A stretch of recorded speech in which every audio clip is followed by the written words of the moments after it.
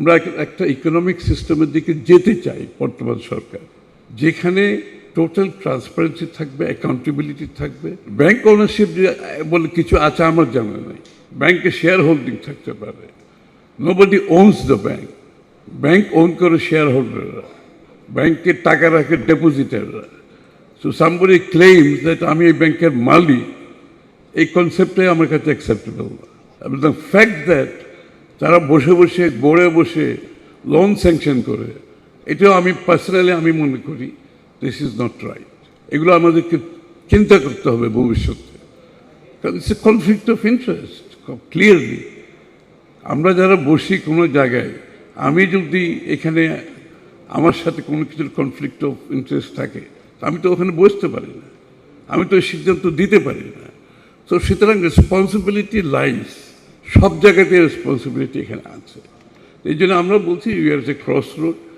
আমরা একটা ইকোনমিক সিস্টেমের দিকে যেতে চাই বর্তমান সরকার, যেখানে টোটাল ট্রান্সপারেন্সি থাকবে, অ্যাকাউন্টেবিলিটি থাকবে, এবং সবাই যার যার অবস্থান থেকে they will operate professionally. And আমরা এক্সপেক্ট করি প্রত্যেকটা accountant, ICAB, ICMAB member, CFOs, যারা they'll have to be able to self-regulate. But these are the bodies responsible to present a fair picture of a company.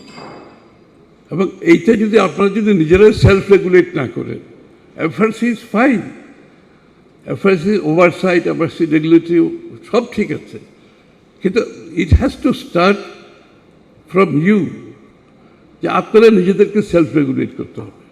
আপনাদের যে দুইটা body ICAB, ICMAB আছে, এই যে দুইটা বডি আছে, এই দুইটা বডির কাজটা কি?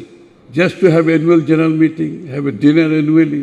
I mean, I am sorry to say this, এই দুইটা বডির তো একটা রেসপন্সিবিলিটি আছে টু রেগুলেট ইউর মেম্বারশিপ। কারা কীভাবে পারফর্ম করছে, এটা তো আপনাদের দায়িত্বে থাকতে হবে। আমি একটা এক্সাম্পল দিই, এখানে বিজেএমইএর সভাপতি আছে। আমি যখন কমার্স মিনিস্টার ছিলাম, তখন বিজেএমইএর একটা কমপ্লেন ছিল, তারা এক্সপোর্ট প্রমোশন ব্যুরো থেকে ইউডি সার্টিফিকেট দিতে হতো। বিকাশ পেমেন্টে 10,000 টাকার বেশি অফার, শপিং চলছে তো। ইউডি সার্টিফিকেট মানে ইউটিলাইজেশন সার্টিফিকেট, কাপড় কত আনছে, কত এক্সপোর্ট করছে, হিসাব করে একটা সার্টিফিকেট দিলে তখন তারা এক্সপোর্ট করতে পারত। তো তখন তারা আমাকে এসে বললো যে আমরা তো খুব হ্যারাস্ট হচ্ছি, এক্সপোর্ট প্রমোশন ব্যুরোর লোকজন করাপশন, আমাদেরকে হ্যারাসমেন্ট, আমাদের শিপমেন্ট মিস করতেছি, সার্টিফিকেট দেয় না টাইমলি। তখন আমি বললাম ঠিক আছে, okay, what is the answer to it? আমি যদি এই এক্সপোর্ট প্রমোশন ব্যুরো থেকে একটু বের করে আপনাদের অ্যাসোসিয়েশনকে এইটা দেই, এই দায়িত্বটাকে আপনারা পালন করতে পারবেন, can you self regulate? Then you give the certificate.